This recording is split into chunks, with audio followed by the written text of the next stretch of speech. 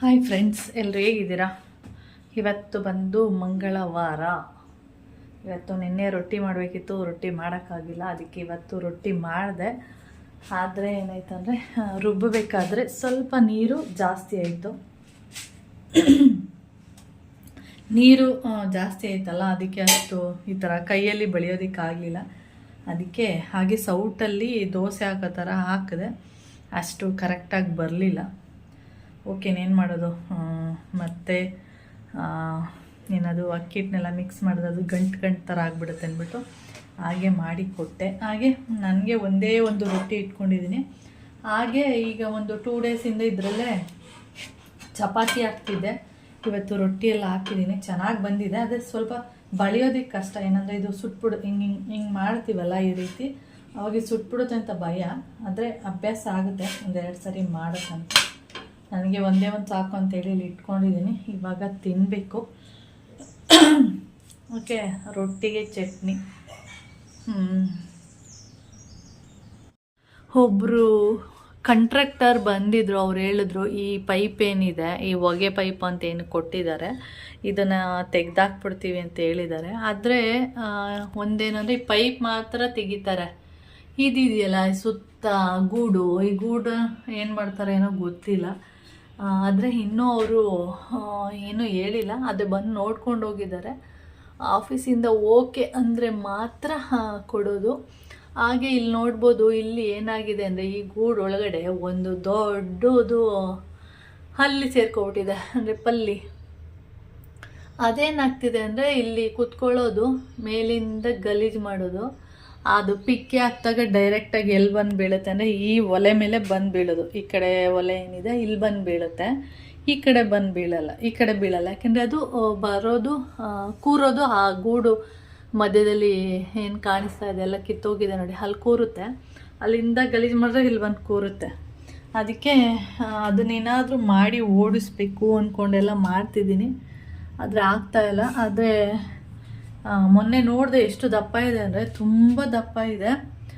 ಅದು ಒಂದೊಂದು ಟೈಮ್ ಬಂದು ಮತ್ತು ಇಲ್ಲಿಂದ ಹೋಗುತ್ತೆ. ಅವಾಗ ನೋಡಿದ್ದೀನಿ ತುಂಬ ದಪ್ಪ ಇದೆ. ಅದು ನಾರ್ಮಲ್ ಆಗಿಲ್ಲ, ಸ್ವಲ್ಪ ದಪ್ಪನೇ ಇದೆ. ಆದರೆ ಹೆಂಗೆ ಓಡಿಸೋದು ಅಂತ ಗೊತ್ತಾಗ್ತಿಲ್ಲ. ಈ ಕಡೆ ಏನಾದರೂ ಇಟ್ಟು ಅಡುಗೆ ಮಾಡಬೇಕಂದ್ರೆ ಮುಚ್ಚಬೇಕು ಪ್ಲೇಟ್ನ. ಯಾವಾಗಲೂ ಮುಚ್ಕೊಂಡೇ ಅಡುಗೆ ಮಾಡಬೇಕು. ಗಲೀಜು ಏನಾದರೂ ಬಿದ್ದುಬಿಡುತ್ತೇನೋ ಅನ್ನೋ ಇದಕ್ಕೆ ಗೊತ್ತಿಲ್ಲ ಏನಾಗುತ್ತೆ ಅಂತೇಳಿ. ಅವರು ಒಬ್ಬರು ಕಾಂಟ್ರಾಕ್ಟರ್ ಮಾತ್ರ ಈ ಪೈಪ್ ತೆಗಿತೀವಿ ಎಂದಿದ್ದಾರೆ. ನಾನು ಅವಾಗ ಕೇಳಬೇಕಿತ್ತು, ಇದು ಸುತ್ತ ಇದೆಯಲ್ಲ ಈ ಗೂಡು, ಅದನ್ನು ತೆಗಿತೀರಾ ಅಂತ. ಅವ್ರು ಏನು ಹೇಳಲಿಲ್ಲ. ಆಮೇಲೆ ಇನ್ನೂ ಆಫೀಸಿಂದ ಒಪ್ಪಿಗೆನೂ ಕೊಟ್ಟಿಲ್ಲಲ್ಲ, ಸರಿ ಅಂತೇಳಿ ಸುಮ್ಮನೆ ಆಗಿದ್ದೀನಿ. ನೋಡೋಣ, ಅದು ಅಲ್ಲಿ ತೋರಿಸೋಣ ಅಂತ ನೋಡ್ತಾ ಇದ್ದೀನಿ, ಅಲ್ಲಿ ಕಾಣಿಸ್ತಾ ಇಲ್ಲ. ಅದು ತುಂಬ ದಪ್ಪ ಇದೆ. ಎಷ್ಟು ದಪ್ಪ ಇದೆ ಅಂದರೆ ನನಗೆ ಆಶ್ಚರ್ಯ ಆಗುತ್ತೆ, ಇಷ್ಟೊಂದು ದಪ್ಪ ಇದೆಯಾ ಅಂತೇಳಿ. ನಾನು ಇಲ್ಲಿ ರೊಟ್ಟಿಗೆ ಚಟ್ನಿ ತಿಂತಾ ಇಲ್ಲ, ಯಾಕೆಂದರೆ ಚಟ್ನಿ ಅಷ್ಟು ಇಷ್ಟ ಆಗಲ್ಲ, ಗ್ಯಾಸ್ಟ್ರಿಕ್ಕು ಅಂತೇಳಿ ತಿಂತಾ ಇಲ್ಲ. ಉಪ್ಪಿನಕಾಯಿ ಕೂಡ ಗ್ಯಾಸ್ಟ್ರಿಕ್ಕೆ, ಆದರೆ ಅದು ತಿಂತಾ ಇಲ್ಲ. ಮೊಸರು ಹಾಕ್ಕೊಂಡು ತಿನ್ನೋಣ ಅಂದ್ಕೊಂಡು ಫ್ರಿಜ್ ತೆಗೆದೆ. ಆವಾಗ ನನಗೆ ಈ ಸೀಗಡಿ ಉಪ್ಪಿನಕಾಯಿ ನೆನಪಾಯಿತು. ಹಾಗೆ ನಿಮಗೆ ತೋರಿಸೋಣ ಅಂದ್ಬಿಟ್ಟು ಇಲ್ಲಿ ತೋರಿಸ್ತಾ ಇದ್ದೀನಿ. ಇದು ಬಂದು ಶುಂಠಿ ಸೀಗಡಿ ನೋಡಿ, ಎಷ್ಟು ಪುಟಾಣಿ ಸೀಗಡಿ ಅಂದರೆ ನೋಡಿ, ಇದೆ ಸೀಗಡಿ, ಚಿಕ್ಕ ಚಿಕ್ಕ ಸೀಗಡಿ. ಇದು ಇಷ್ಟೇ ದಪ್ಪ ಇರೋದು. ಚೆನ್ನಾಗಿದೆ. ನಾನು ಒಂದಿನ ಟೇಸ್ಟ್ ಮಾಡಿದೆ. ಕೌಶಿ ಹೇಳ್ತಾ ಇದ್ದ ತಿನ್ನಮ್ಮ ಅಂತೇಳಿ. ಚೆನ್ನಾಗಿದೆ ನೋಡಿ. ಹಾಗೆ ಏನಾದರೂ ಚಿಕನ್ದು ಏನಾದ್ರು ಸಿಕ್ಕಿದ್ರೆ ನಿಮಗೆ ತೋರಿಸ್ತೀನಿ, ಹೋದಾಗ ಹುಡುಕ್ತೀನಿ ಚಿಕನ್ದು ಉಪ್ಪಿನಕಾಯಿ ಸಿಗುತ್ತಾ ಅಂತೇಳಿ. ಚೆನ್ನಾಗಿರುತ್ತೆ ಅದನ್ನು ಅಂದ್ಕೋತೀನಿ. ಚಿಕನ್ ಅಲ್ವಾ, ಚಿಕನ್ ಅಂದ್ರೇ ಟೇಸ್ಟು. ಓಕೆ, ನಾನು ಇದರಲ್ಲಿ ತಿಂತೀನಿ. ಆಮೇಲೆ ಸ್ವಲ್ಪ ಮೊಸರು ಹಾಕ್ಕೊಂಡು ತಿಂತೀನಿ. ಓಕೆ, ಇದರಲ್ಲೆಲ್ಲ ಏನಂದರೆ ಶುಂಠಿ ಪೀಸ್ಗಳು ಒಂದೊಂದಿದೆ. ಹಾಗೆ ಚಿಕ್ಕ ಚಿಕ್ಕದು ನೋಡ್ತಿದ್ದಿಲ್ಲ ಎಷ್ಟು ಪುಟಾಣಿದೆ, ಒಂದು 4 ಇದೆ ಅಷ್ಟೇ. ಇಲ್ಲಿ ತಿಂಡಿ ತಿನ್ಕೊಂಡು ಇವಾಗ ಏನು ಮಾಡ್ತಾಯಿದ್ದೀನಿ ಅಂದರೆ ಬೆಂಡೆಕಾಯಿ ಸಾಂಬಾರು ಮಾಡೋಣ ಅಂತೇಳಿ. ಅಂದರೆ ಬೆಂಡೆಕಾಯಿ ಹುಳಿ ಅಂತ ಹೇಳ್ತೀವಿ. ಹಾಗೆ ಇವತ್ತು ಬೆಳಿಗ್ಗೆ ಸ್ವಲ್ಪ ಮೋಡ ಇತ್ತು, ಆಮೇಲೆ ನೋಡಿದ್ರೆ ಸ್ವಲ್ಪ ಬಿಸಿಲು ಬಂತು. ಆಮೇಲೆ ನೋಡಿದ್ರೆ ಇವಾಗ ನೀರು ಸ್ಟಾರ್ಟ್ ಆಗಿಬಿಟ್ಟಿದೆ. ಮತ್ತು ಏನಂತ ಹೇಳ್ತಾರೆ, ಉದುರ್ತಾ ಇದೆ ಹನಿ. ಅದಕ್ಕೆ ಬಟ್ಟೆ ಎಲ್ಲ ಎತ್ಕೊಬಂದೆ. ಅದಕ್ಕೆ ಇವಾಗ ಸಾಂಬಾರು ಮಾಡಿಬಿಡೋಣ ಅಂತ ಹೇಳ್ಬಿಟ್ಟು ಇಲ್ಲಿ ತೆಂಗಿನಕಾಯಿ ಸ್ವಲ್ಪ ಒಂದು ತೆಂಗಿನಕಾಯಿ ಕೆಚ್ಚಿದ್ರೆ ಅದು ಕಂಟನೇ ಬೇರೆ ಮತ್ತು ತೆಂಗಿನಕಾಯಿನೇ ಬೇರೆ ಆಗೋಯ್ತು. ಅದನ್ನು ಏನು ಮಾಡಿದೆ ಗೊತ್ತಾ, ಪೀಸ್ ಮಾಡಿ ಇಟ್ಟಿದ್ದೆ ಸಾಂಬಾರಿಗೆ ಅಂತ ರೆಡಿ ಮಾಡಿ ಇಟ್ಟಿದ್ದೆ. ಆಮೇಲೆ ರೆಡಿ ಮಾಡಿ ಇಟ್ಟಿದ್ನಲ್ಲ, ಪೀಸ್ ಎಲ್ಲ ಕಟ್ ಮಾಡಿ ಇಟ್ಟಿದ್ದೆ. ನೋಡಿದರೆ ಒಳಗಡೆ ಹೋಗೋದು ಬರೋದು, ಬಂದಾಗೆಲ್ಲ ಒಂದೊಂದು ಪೀಸ್ನ ಬಾಯಿಗೆ ಹಾಕ್ಕೊಂಡು ಒಂದು ಅರ್ಧದಷ್ಟು ಖಾಲಿನೇ ಆಗೋಗಿದೆ. ಅದಕ್ಕೆ ಇನ್ನೊಂದು ಸ್ವಲ್ಪ ಬೇಕಲ್ಲ, ಅದಕ್ಕೆ ತುರ್ಕೊಳ್ಳೋಣ ಅಂತೇಳಿ ಇಲ್ಲಿ ತೆಂಗಿನಕಾಯಿನ ತುರಿತಾ ಇದ್ದೀನಿ. ಸ್ವಲ್ಪ ಇದೆ, ಇನ್ನೊಂದು ಸ್ವಲ್ಪ ಹಾಕ್ಕೊಂಡ್ರೆ ಸಾಕು. ಮಳೆ ಆಗಿ 2 ದಿನ ಸ್ವಲ್ಪ ತುಂಬ ಒಂಥರ ಬೋರ್ ಅನಿಸೋ ಥರ ಆಗಿತ್ತು. ಏನಂದರೆ ಹೊರಗಡೆ ಹೋಗೋದಕ್ಕೆ ಬೇಜಾರು, ಡೋರ್ ತೆಗೆಯೋದಕ್ಕೆ ಬೇಜಾರಾಗ್ತಾಯಿತ್ತು. ಫುಲ್ಲು ಗಾಳಿ ಚಳಿ ಆ ಥರ. ಇವತ್ತು ಸ್ವಲ್ಪ ಏನಾದರೂ ಬಿಸಿಲು ಬರುತ್ತೆ ಅಂತ ಅಂದ್ಕೊಂಡ್ರೆ ಇವತ್ತು ಅದೇ ಥರ ಆಗಿದೆ. ಇವಾಗ ತೆಂಗಿನಕಾಯಿನೆಲ್ಲ ತುರಿದಿಟ್ಕೊಂಡಿದ್ದೀನಿ. ಇವಾಗ ಬೆಂಡೆಕಾಯಿ ಹುಳಿ ಹೇಗೆ ಮಾಡೋದು ಅಂತ ಹೇಳಿ ನಾನು ಇಲ್ಲಿ ಫಸ್ಟು ರುಬ್ಬೋದಕ್ಕೆ ಏನೆಲ್ಲ ಬೇಕು ಅಂತ ಹೇಳಿ ತೋರಿಸ್ತೀನಿ. ಮೊದಲನೇದಾಗಿ ತೆಂಗಿನಕಾಯಿ ಇಲ್ಲಿ ನೋಡ್ತಿದ್ದೀರಾ, ಈ ಥರ ಪೀಸ್ ಮಾಡಿ ಇಟ್ಕೊಂಡಿದೆ. ಅದನ್ನು ಹೋಗೋದು ಬರೋದು ತಿನ್ನೋದು ಆ ಥರ ಮಾಡಿ ಖಾಲಿ ಮಾಡಿಬಿಟ್ಟಿರೋದು ನಾನು. ಹಾಗೆ ಸ್ವಲ್ಪ ಕೊತ್ತಂಬರಿ ಸೊಪ್ಪು, ಪುದೀನ ಇದ್ರೂ ಕೂಡ ಸ್ವಲ್ಪ ಹಾಕ್ಕೊಳ್ಳಿ. ಹಾಗೆ ಬೆಳ್ಳುಳ್ಳಿ, ಸ್ವಲ್ಪ ಶುಂಠಿ, 1-2 ಹುಳಿ ಟೊಮೆಟೊ ತೊಗೊಳ್ಳಿ, ಚೆನ್ನಾಗಿರುತ್ತೆ ಹುಳಿ ಟೊಮೆಟೊ. ಹಾಗೆ ಈರುಳ್ಳಿ, ಚಕ್ಕೆ ಮತ್ತು ಲವಂಗ. ಇಲ್ಲಿ 2 ಥರದ್ದು ಪುಡಿಗಳಿದೆ. ಒಂದು ಸಾಂಬಾರು ಪುಡಿ, ಒಂದು ಮಟನ್ ಪುಡಿ. 2 ಕೂಡ ಒಂದೊಂದು ಸ್ಪೂನ್ ಹಾಕ್ಕೊಂಡಿದ್ದೀನಿ ಇಲ್ಲಿ. ನಿಮಗೆ ಗೊತ್ತಾಗಲ್ಲ, ಅದೇ ಮಟನ್ ಪುಡಿ 1 ಸ್ಪೂನು, ಸಾಂಬಾರು ಪುಡಿ 1 ಸ್ಪೂನ್ ಹಾಕ್ಕೊಂಡಿದ್ದೀನಿ. ಇವಾಗ ಇದಿಷ್ಟು ಕೂಡ ನಾನು ರುಬ್ಕೋಬೇಕು. ನುಣ್ಣಗೆ ರುಬ್ಕೊಂಡು ಆಮೇಲೆ ತೋರಿಸ್ತೀನಿ ಯಾವ ರೀತಿ ಬೆಂಡೆಕಾಯಿ ಹುಳಿನ ಮಾಡೋದು ಅಂತೇಳಿ, ಅಥವಾ ಬೆಂಡೆಕಾಯಿ ಸಾಂಬಾರು. ಓಕೆ, ಇವಾಗ ಟೊಮೆಟೊ ಇಲ್ಲಿ ದಪ್ಪದಾದರೆ 1 ಹಾಕ್ಕೊಳ್ಳಿ. ನಾನು ಚಿಕ್ಕದಾಗಿರೋದ್ರಿಂದ 2 ಟೊಮೆಟೊ ಹಾಕ್ಕೊಳ್ತಾ ಇದ್ದೀನಿ. ಓಕೆ,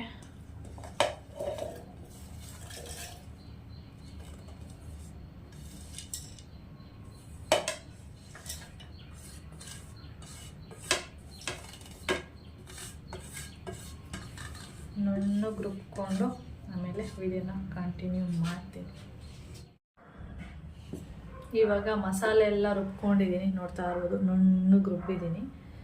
ಇವಾಗ ಮತ್ತೆ ಏನು ಬೇಕು ಅಂದರೆ 1-2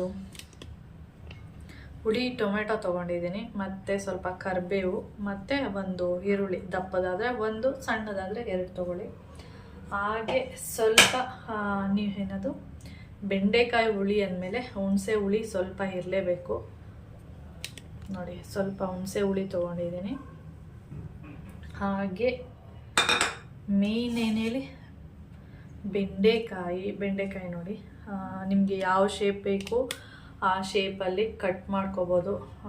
ಈ ಥರ ಬೇಕಾ, ಇಲ್ಲ ಇನ್ನೂ ಚಿಕ್ಕದಾಗಬೇಕಾ, ಇಲ್ಲ ಇನ್ನೂ ಉದ್ದ ಬೇಕಾ, ಅದು ನಿಮ್ಮ ಚಾಯ್ಸು. ಯಾವ ಥರನಾದರೂ ಕಟ್ ಮಾಡ್ಬೋದು. ನನಗೆ ಈ ಥರ ಸಾಕು ಅಂತೇಳಿ ಈ ಥರ ಇಷ್ಟು ಉದ್ದ ಕಟ್ ಮಾಡ್ಕೊಂಡಿದ್ದೀನಿ. ಓಕೆ, ಇವಾಗ ಸಾಂಬಾರು ಮಾಡೋಣ. ಓಕೆ, ತೋರಿಸ್ತೀನಿ ಯಾವ ರೀತಿ ಸಾಂಬಾರು ಮಾಡೋದು ಅಂತ ಹೇಳಿ. ಓಕೆ, ಬ್ಯಾಕ್ ಕ್ಯಾಮ್ರಾದಲ್ಲಿ ತೋರಿಸ್ತೀನಿ, ಫ್ರಂಟ್ ಕ್ಯಾಮ್ರಾದಲ್ಲಿ ಎಷ್ಟೊಂದು ಚೆನ್ನಾಗಿ ಕ್ಲಾರಿಟಿ ಬರಲ್ಲ, ಬ್ಯಾಕ್ ಕ್ಯಾಮ್ರಾದರೆ ಚೆನ್ನಾಗಿ ಕ್ಲಾರಿಟಿ ಬರುತ್ತೆ. ಓಕೆ, ಇವಾಗ ನಾನು ಈ ಥರದೊಂದು ಪಾತ್ರೆ ಇಟ್ಕೊಂಡಿದ್ದೀನಿ, ಯಾಕೆಂದರೆ ಉರಿಯೋದಕ್ಕೆ ಚೆನ್ನಾಗಿರಬೇಕು, ಅದರಿಂದ ಈ ಥರದ್ದು ತೊಗೊಂಡಿದ್ದೀನಿ. ಇದಕ್ಕೆ ಇವಾಗ ನೀವು ಯಾವುದು ಎಣ್ಣೆ ಯೂಸ್ ಮಾಡ್ತೀರಾ ಅದನ್ನು ತೊಗೊಳ್ಳಿ. ನಾನಿಲ್ಲಿ ಕೊಬ್ಬರಿ ಎಣ್ಣೆ ತೊಗೊಂಡಿದ್ದೀನಿ.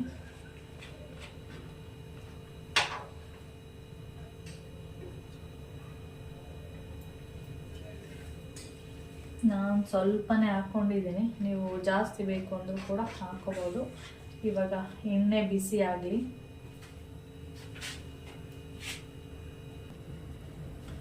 ಇವಾಗ ಎಣ್ಣೆ ಬಿಸಿಯಾಗಿದೆ, ಸ್ವಲ್ಪ ಸಾಸಿವೆನ ಹಾಕ್ತಾ ಇದ್ದೀನಿ. ಸಾಸಿವೆ ಚೆನ್ನಾಗಿ ಸಿಡಿಬೇಕು, ಆವಾಗ ಚೆನ್ನಾಗಿರುತ್ತೆ. ಸಾಸಿವೆ ಸಿಡ್ದಿಲ್ಲ ಅಂದರೆ ಏನಾಗುತ್ತೆ ಅಂದರೆ, ನಮಗೆ ಬಾಯಿಗೆ ಏನಾದರೂ ಸಾಸಿವೆ ಸಿಕ್ಕಿದ್ರೆ ಅದು ಕಹಿ ಬರ್ತಾ ಇರುತ್ತೆ. ಅದು ಸಿಡಿಲಿ ಸಾಸಿವೆ. ನೋಡಿ, ಸಿಡಿತಾ ಇದೆ, ನಿಮಗೆ ಕಾಣಿಸ್ತಾ ಇದೆಯಾ? ಇವಾಗ ಸ್ವಲ್ಪ ಕರಿಬೇವು ತೊಗೊಂಡಿದ್ದೀನಿ. ಇವಾಗ ಒಂದು ಈರುಳ್ಳಿ,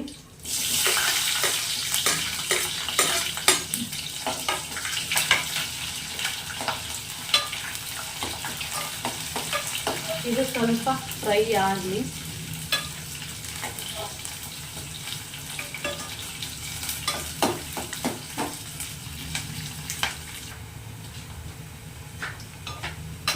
ಇವಾಗ ಈರುಳ್ಳಿ ಸ್ವಲ್ಪ ಫ್ರೈ ಆಗಿದೆ ನೋಡ್ತಾ ಇರೋದು.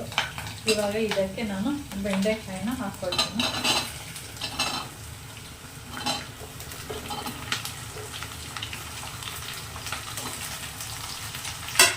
ಇವಾಗ ಇದನ್ನ ನೀಟಾಗಿ ಫ್ರೈ ಮಾಡ್ಕೋಬೇಕು.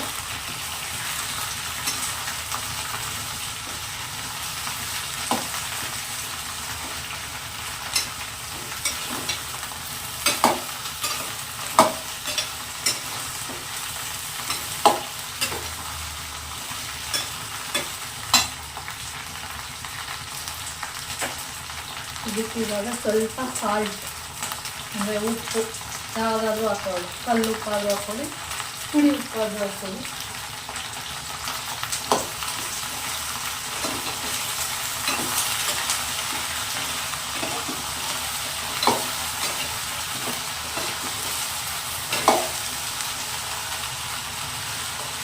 ಬೆಂಡೆಕಾಯಿ ಎಲ್ಲ ಉರಿಯೋದಕ್ಕೆ ಈ ಥರದೇ ಸೌಟ್ ತಗೊಳ್ಳಿ, ಯಾಕೆಂದರೆ ನೀಟಾಗಿ ಉರಿಬೋದು. ಸೌಟ್ ಬರುತ್ತೆ ನೋಡಿ, ಆ ಥರ ತಗೋಬೇಡಿ. ಅದು ಎಲ್ಲ ಏನಾಗ್ಬಿಡುತ್ತೆ ಅಂದರೆ ಮಿಕ್ಸ್ ಆಗಿರುತ್ತೆ, ಒಂಥರ ಕಲಸಿ ಥರ ಇದೆಲ್ಲ ಓಪನ್ ಆಗಿಬಿಡುತ್ತೆ. ಅದರಿಂದ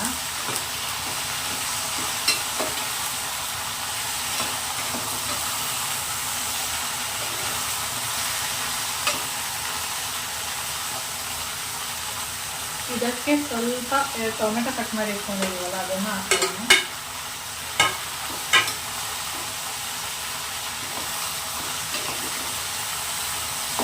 ಹೀಗೆ ಫ್ರೈ ಮಾಡಿ ನೀಟಾಗಿದು ಫ್ರೈ ಆಗಲಿ.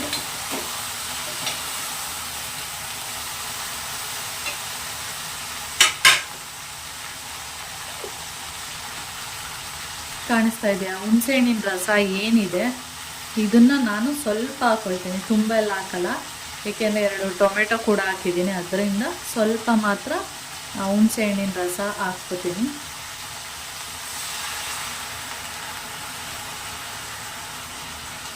ನೋಡಿ ಇನ್ನೂ ಇಷ್ಟಿದೆ. ಇವಾಗ ಇದು ನೀಟಾಗಿ ಫ್ರೈ ಆಗಬೇಕು.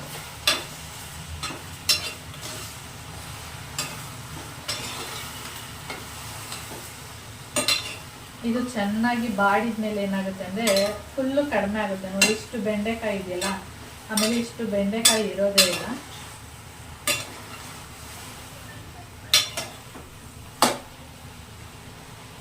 ಇವಾಗ ಇದನ್ನ ಮುಚ್ಚಿಟ್ಬಿಡೋಣ, ಒಂದು 2 ನಿಮಿಷ ಫ್ರೈ ಆಗಲಿ. ಸ್ವಲ್ಪ ಸಿಮ್ಮಲ್ಲಿ ಇಡೋಣ, ತುಂಬ ಸಿಮ್ಮಲ್ಲ, ಮೀಡಿಯಂ ಫ್ಲೇಮ್ ಇರಲಿ. ಓಕೆ,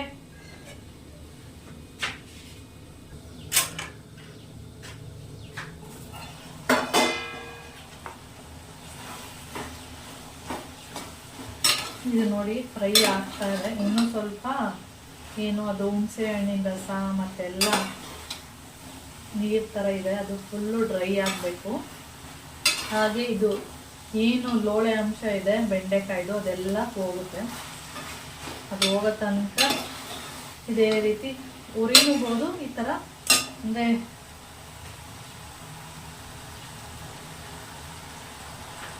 ಈ ರೀತಿ ಫ್ರೈ ಕೂಡ ಮಾಡ್ಬೋದು, ಇಲ್ಲಾಂದರೆ ಹೀಗೆ ಮಿಕ್ಸ್ ಮಾಡ್ತಾನೆ ಇರ್ಬೋದು. ಇಲ್ಲಾಂದರೆ ಮುಚ್ಚಿಟ್ರೆ ಒಂದು 2 ನಿಮಿಷಕ್ಕೆ ನೀಟಾಗಿ ಡ್ರೈ ಆಗುತ್ತೆ. ಜಾಸ್ತಿ ಈ ಥರ ಮಿಕ್ಸ್ ಮಾಡ್ತಾ ಇರಬೇಡಿ, ಯಾಕೆಂದರೆ ಇದೆಲ್ಲ ಪೀಸ್ ಪೀಸ್ ಆಗಿಬಿಡುತ್ತೆ. ಅದರಿಂದ ಇದೇ ರೀತಿಯೇ ಬೇಕು ಸಾಂಬಾರಲ್ಲಿ ಅಂದರೆ ಹೀಗೆ ಬಿಡಬೇಕು.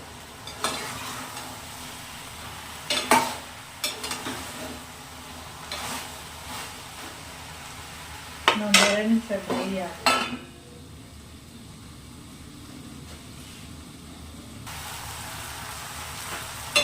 ಇವಾಗ ಇದು ನೋಡ್ತಾ ಇರ್ಬೋದು ಡ್ರೈ ಆಗಿದೆ, ಕಾಣಿಸ್ತಾ ಇದೆಯಾ, ಡ್ರೈ ಆಗೋಗಿದೆ. ಸ್ವಲ್ಪ ಕೂಡ ಬೆಂಡೆಕಾಯಲ್ಲಿ ಲೋಳೆ ಅಂಶ ಸ್ವಲ್ಪ ಕೂಡ ಇಲ್ಲ. ಇವಾಗ ಇದಕ್ಕೆ ನಾನು ರುಬ್ಕೊಂಡಿರುವ ಮಸಾಲೆನ ಹಾಕ್ಕೊಳ್ತೀನಿ.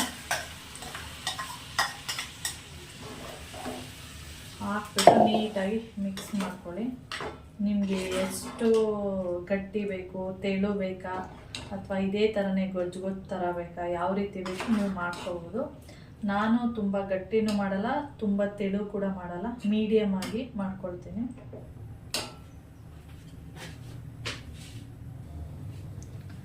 ಇವಾಗ ರುಬ್ಬಿರುವಂಥ ಜಾರ್ ಏನಿದೆ ಆ ಜಾರಲ್ಲಿ ಸ್ವಲ್ಪ ಮಸಾಲೆ ಎಲ್ಲ ಉಳ್ಕೊಂಡಿರುತ್ತೆ, ಅದನ್ನು ತೊಳೆದ್ಬಿಟ್ಟು ಮತ್ತೆ ಇದರಲ್ಲಿ ಹಾಕ್ಕೊಳ್ತೀನಿ.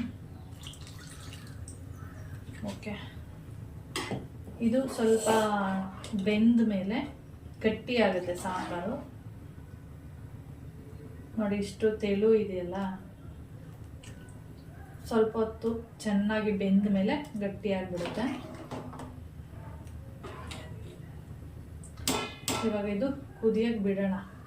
ಏಕೆಂದರೆ ಫಸ್ಟೇ ನಾವು ಬೆಂಡೆಕಾಯಿ ಫ್ರೈ ಮಾಡಬೇಕಾದ್ರೆ ಸ್ವಲ್ಪ ಉಪ್ಪನ್ನ ಹಾಕಿದ್ದೀವಿ. ಮತ್ತೆ ಅದು ಚೆನ್ನಾಗಿ ಬೆಂದ ಮೇಲೆ ಮತ್ತೆ ಇನ್ನೊಂದು ಸ್ವಲ್ಪ ಸರಿ ಇದೆಯಾ ಸಾಂಬಾರು ನೋಡಿಬಿಟ್ಟು ಮತ್ತೆ ಉಪ್ಪು ಬೇಕಾದರೆ ಹಾಕ್ಕೋಬಹುದು.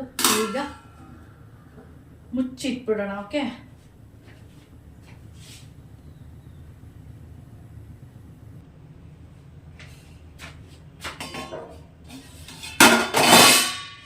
ಇವಾಗ ಕುದಿಯೋದಕ್ಕೆ ಸ್ಟಾರ್ಟ್ ಆಗಿದೆ ನೋಡಿ.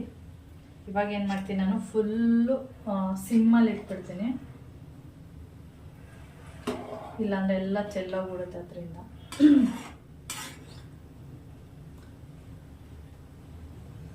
ಒಂದು 5 ನಿಮಿಷ ಇದೇ ರೀತಿಯೇ ಬೇಯಲಿ. 5 ನಿಮಿಷನೂ ಬೇಡ, ಒಂದು 2-3 ನಿಮಿಷ ಸಾಕು. ಯಾಕೆಂದರೆ ಇವಾಗಲೇ ಅರ್ಧ ಬೆಂಡೆಕಾಯಿ ಬೆಂದೋಗಿದೆ, ಇನ್ನೊಂದು ಅರ್ಧ ಬೇಯಬೇಕಷ್ಟೆ. ಓಕೆ, ಉಪ್ಪು ಒಂದು ಸ್ವಲ್ಪ ಸಪ್ಪೆ ಇದೆ, ಅದಕ್ಕೆ ಇನ್ನೊಂದು ಸ್ವಲ್ಪ ಉಪ್ಪನ್ನ ಆ್ಯಡ್ ಮಾಡ್ತಾ ಇದ್ದೀನಿ.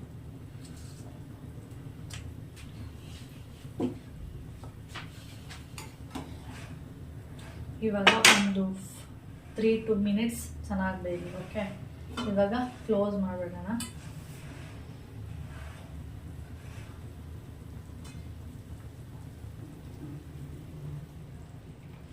ಫುಲ್ಲು ಕ್ಲೋಸ್ ಮಾಡಬಾರ್ದು, ಒಂದಿಷ್ಟು ಬಿಟ್ಟು ಕ್ಲೋಸ್ ಮಾಡಬೇಕು. ಫುಲ್ ಕ್ಲೋಸ್ ಮಾಡಿಬಿಟ್ರೆ ಎಲ್ಲ ಪ್ಲೇಟ್ಗೆಲ್ಲ ಅಂಟ್ಕೊಂಡು ಈ ಕಡೆ ಎಲ್ಲ ಚೆಲ್ತಾ ಇರುತ್ತೆ, ಅದರಿಂದ ಇಷ್ಟು. ಓಕೆ, ಇವಾಗ ನೋಡಿ ಸಾಂಬಾರು ಆಗಿದೆ. 3-2 ಮಿನಿಟ್ಸ್ ಆಯಿತು ನೋಡಿ. ಬೆಂಡೆಕಾಯಿ ಯಾವುದು ಕೂಡ ಒಡೆದಿಲ್ಲ, ಹಾಗೇ ಇದೆ. ನಿಮಗೆ ಕಾಣಿಸ್ತಾ ಇದೆಯಾ? ಒಂದು ಕೂಡ ಬೆಂಡೆಕಾಯಿ ಒಡೆದೋಗಿಲ್ಲ. ಇಲ್ಲಾಂದರೆ ಚೆನ್ನಾಗಿ ಈ ಥರ ಮಾಡ್ತಾಯಿದ್ರೆ ಎಲ್ಲ ಮಿಕ್ಸ್ ಆಗಿಬಿಡುತ್ತೆ. ಹಾಗೆ ಸಾಂಬಾರು ಕೂಡ ನೋಡ್ತಾ ಇರ್ಬೋದು, ಇಷ್ಟು ತೆಳು ಇದೆ. ಇದು ಸ್ವಲ್ಪ ತಣ್ಣಗಾದ್ಮೇಲೆ ಏನಾಗುತ್ತೆ ಅಂದರೆ ಸ್ವಲ್ಪ ಗಟ್ಟಿ ಬರುತ್ತೆ, ಅದಕ್ಕೆ ಸ್ವಲ್ಪ ತೆಳುನೇ ಇದೆ.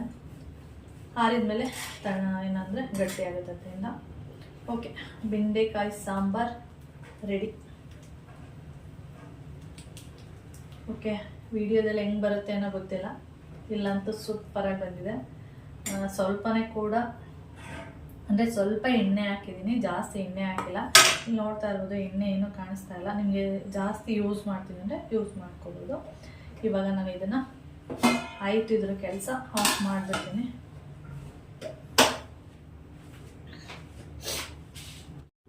ಓಕೆ, ಬೆಂಡೆಕಾಯಿ ಸಾಂಬಾರು ನೋಡಿದ್ರೆ ನಾನು ಯಾವಾಗಲೂ ಪ್ರತಿ ಸಾರಿ ಅದೇ ಥರನೇ ಮಾಡೋದು.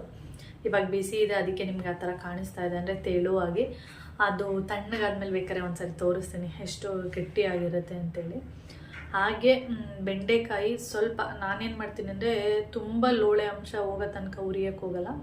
ಅದು ಉರಿದ್ರೆ ಏನಾಗುತ್ತೆ ಅಂದರೆ ಲೋಳೆ ಅಂಶ ಎಲ್ಲ ಹೋಗ್ಬಿಟ್ರೆ ಸಾಂಬಾರು ತುಂಬ ಟೇಸ್ಟಿಯಾಗಿರುತ್ತೆ. ಆದರೆ ಸ್ವಲ್ಪನಾದರೂ ಲೋಳೆ ಅಂಶ ಇದ್ದರೆ ಕಿಡ್ನಿ ಸ್ಟೋನಿಗೆ ತುಂಬ ಒಳ್ಳೆಯದು. ಅಂದರೆ ಕಿಡ್ನಿಯಲ್ಲಿ ಏನಾದರೂ ಕಲ್ಲು ಆ ಥರದ್ದು ಏನಾದರೂ ಇದ್ದರೆ ಅದನ್ನು ಆ ಲೋಳೆ ಅಂಶ ತಿಂದಾಗ, ಅಂದರೆ ಬೆಂಡೆಕಾಯಿನ ತಿಂದಾಗ ಲೋಳೆ ಅಂಶ ಇರುತ್ತಲ್ಲ, ಅದು ಕಲ್ಲು ಏನಿರುತ್ತೆ ಅದನ್ನೆಲ್ಲ ಹೊರಗಡೆ ಹಾಕುತ್ತಂತೆ. ಅದರಿಂದ ಆದಷ್ಟು ಲೋಳೆ ಅಂಶ ಇರೋ ಥರನೇ ತಿನ್ನೋಕ್ಕೆ ಟ್ರೈ ಮಾಡಿ. ಯಾವ ಥರ ಅಂದರೆ ಬೆಂಡೆಕಾಯಿನ ಅರ್ಧಂಬರ್ಧಂ ಬೇಯಿಸೋದು ಅಂತ ಹೇಳ್ತೀವಿ. ಅಂದರೆ ಸ್ವಲ್ಪ ಈರುಳ್ಳಿ, ಟೊಮೆಟೊ, ಸ್ವಲ್ಪ ಉಪ್ಪು, ಸ್ವಲ್ಪ ಖಾರ ಅಥವಾ ಗರಂ ಮಸಾಲ ಹಾಕ್ಬಿಟ್ಟು ಸ್ವಲ್ಪ ಫ್ರೈ ಮಾಡಿಬಿಟ್ಟು ತಿನ್ನಿ. ಆವಾಗ ಸ್ವಲ್ಪ ಲೋಳೆ ಅಂಶ ಇರುತ್ತೆ, ಅದನ್ನು ತಿಂದಾಗ ಕಿಡ್ನಿ ಸ್ಟೋನ್ ಎಲ್ಲ ಹೋಗುತ್ತೆ. ಹಾಗೆ ನೀವು ಹಸಿದನ್ನ ತಿನ್ನೋ ಥರ ಏನಾದರೂ ಇದ್ದರೆ ಬೆಂಡೆಕಾಯಿನ ಚೆನ್ನಾಗಿ ತೊಳೆದ್ಬಿಟ್ಟು ಹಸಿದಿರುತ್ತಲ್ಲ ಬೆಂಡೆಕಾಯಿ ಅದನ್ನು ಅಗ್ದು ತಿನ್ಬೋದು, ಏನಿಲ್ಲ. ನಾವೆಲ್ಲ ಚಿಕ್ಕವರಿದ್ದಾಗ ತಿಂತೀವಿ, ಬೇಕಾದ್ರೆ ಇವಾಗಲೂ ಕೂಡ ತಿಂತೀವಿ. ಆದರೆ ನಿಮಗೆ ಆ ಥರ ತಿನ್ನೋಕ್ಕಾಗಿಲ್ಲ ಅಂದರೆ ಈ ರೀತಿಯಾಗಿ ಫ್ರೈ ಮಾಡಿ ತಿಂತೀವಿ ಅಂದರೆ ಹಸಿದನ್ನ ಚೆನ್ನಾಗಿ ತೊಳೆದ್ಬಿಟ್ಟು ನೀಟಾಗಿ ಹಸಿ ಬೆಂಡೆಕಾಯಿನ ತಿನ್ನೋದು. ಅದು ಕೂಡ ಕಿಡ್ನಿ ಸ್ಟೋನನ್ನೆಲ್ಲ ಏನಿರುತ್ತೆ ಕಲ್ಲು ಅದನ್ನೆಲ್ಲ ತೆಗೆಯುತ್ತೆ. ನಾನು ಕಿಡ್ನಿ ಸ್ಟೋನ್ ಬಗ್ಗೆ ಒಂದು ವಿಡಿಯೋ ಮಾಡಬೇಕು ಅಂದ್ಕೊಂಡಿದ್ದೀನಿ, ಮಾಡ್ತೀನಿ. ಆವಾಗ ಇನ್ನು ಯಾವ ರೀತಿಯಾಗಿ ಕಿಡ್ನಿ ಸ್ಟೋನು ಆಗುತ್ತೆ ಮತ್ತು ಕಿಡ್ನಿ ಸ್ಟೋನ್ನ ಯಾವ ರೀತಿ ತೆಗಿಬೋದು, ಅದು ಅಂದರೆ ಕಿಡ್ನಿ ಕಲ್ಲೆಲ್ಲ ಯಾವ ರೀತಿ ಹೊರ್ಗಡೆ ಬರಬೇಕಂದ್ರೆ ಏನೆಲ್ಲ ತಿನ್ನಬೇಕು ಅಂತೆಲ್ಲ ವಿಡಿಯೋ ಮಾಡ್ತೀನಿ. ಯಾವಾಗ ಮಾಡ್ತೀನಿ ಅಂತ ಗೊತ್ತಿಲ್ಲ, ಮಾಡಬೇಕು ಅಂತ ಅಂದ್ಕೊಂಡಿರ್ತೀನಿ, ಮಾಡೋದೇ ಇಲ್ಲ. ಓಕೆ, ಇವಾಗಂತೂ ನನಗೆ ಇವಾಗ ಸದ್ಯಕ್ಕೆ ಸಾಂಬಾರು ಒಂದು ಆಗಿದೆ ಅಷ್ಟೇ, ಇನ್ನು ಯಾವುದೇ ಕೆಲಸಗಳು ಆಗಿಲ್ಲ. ಇವಾಗ ಅಡುಗೆ ಮನೆಯೆಲ್ಲ ಕ್ಲೀನ್ ಮಾಡಿ, ನೀವು ನೋಡುವಾಗ ಹೆಂಗೆ ಕಾಣಿಸುತ್ತೋ ಗೊತ್ತಿಲ್ಲ, ಈ ಅಡುಗೆ ಮನೆ ನೋಡಿದ್ರೆ ಆದಷ್ಟು ನಾನು ಏನು ಮಾಡ್ತೀನಿ ಅಂದರೆ ಇಲ್ಲಿ ಅಡುಗೆ ಮಾಡ್ತಾ ಇರ್ತೀನಿ, ಹಾಗೆ ಒಂದಷ್ಟು ಕೆಲಸಗಳು ಕೂಡ ಮಾಡ್ತಾ ಇರ್ತೀನಿ. ಇವತ್ತು ಮಾಡಿಲ್ಲ, ಹಾಗೆ ಏನಂದರೆ ಅಡುಗೆ ಮನೆಯಲ್ಲೇ ಇದ್ದೆ ಸಾಂಬಾರು ಹತ್ರನೇ. ಇವಾಗ ಸಾಂಬಾರೆಲ್ಲ ರೆಡಿಯಾಗಿದ್ದಿಲ್ಲ, ಇವಾಗ ಕಿಚನ್ ಎಲ್ಲ ಕ್ಲೀನ್ ಮಾಡಿ ಪಾತ್ರೆ ಎಲ್ಲ ತೊಳೆದು ಆಮೇಲೆ ಬೇರೆ ಕೆಲಸಗಳು ಇನ್ನು ಗುಡಿಸೋದು ಇರುತ್ತಲ್ಲ ಅದೆಲ್ಲ ಮಾಡೋಕ್ಕೆ ಹೋಗಬೇಕು. ಓಕೆ, ಕಿಚನ್ನು ಈ ರೀತಿಯಾಗಿ ಉಂಟು ನೋಡಿ, ಈ ರೀತಿಯಾಗಿದೆ. ಅಲ್ಲೊಂದಷ್ಟು ಅಷ್ಟೇ ಕ್ಲೀನಾಗಿದೆ. ಇವಾಗ ಸ್ಟವ್ ಒಲೆ ಎಲ್ಲ ಕ್ಲೀನ್ ಮಾಡಬೇಕು. ಸದ್ಯಕ್ಕೆ ಸಿಂಪಲ್ಲಾಗಿ ಹಾಗೆ ಒದ್ದೆ ಬಟ್ಟೆಯಲ್ಲಿ ಒರೆಸಿದ್ದೆ, ಅದಕ್ಕೆ ಅದು ಕ್ಲೀನಾಗಿ ಕಾಣಿಸ್ತಾ ಇದೆ ಅಷ್ಟೇ. ಇವಾಗ ಮತ್ತೆ ಇದನ್ನೆಲ್ಲ ನೀಟಾಗಿ ಒರೆಸಿ ನೋಡಿ, ಇಷ್ಟು ಪಾತ್ರೆಗಳುಂಟು, ಇದನ್ನೆಲ್ಲ ತೊಳೆದ್ಬಿಟ್ಟು ಆಮೇಲೆ ಬೇರೆ ಕೆಲಸಗಳನ್ನ ಸ್ಟಾರ್ಟ್ ಮಾಡ್ಕೋತೀನಿ. ಓಕೆ, ಟೈಮ್ ಬಂದು ಇವಾಗ 1 ಗಂಟೆ ಆಗ್ತಾಯಿದೆ. ಕೆಲಸ ಎಲ್ಲ ಮುಗೀತು.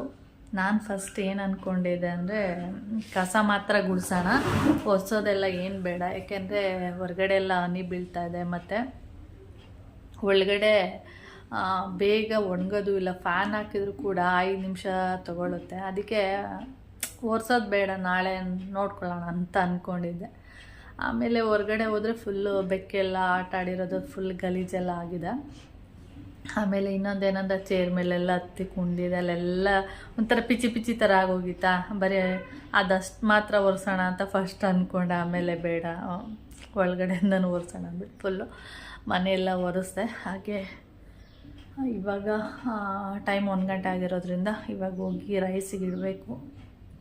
ಹಾಗೆ ನೋಡಿ, ಪಿಂಪಲ್ಸು ಇವಾಗ ನೋಡಿ ಎಷ್ಟೋ ಕಡಿಮೆ ಆಗೋಗಿದೆ. ಯಾಕೆ ಅಂದರೆ ಒಬ್ಬೊಬ್ಬರು ಏನು ಅಂದರೆ ಈಗ ಜಾಸ್ತಿ ಇಲ್ಲಿ ಬಂದಿರುತ್ತೆ ಪಿಂಪಲ್ಸ್ನ ನೋಡಿದ್ದೀನಿ.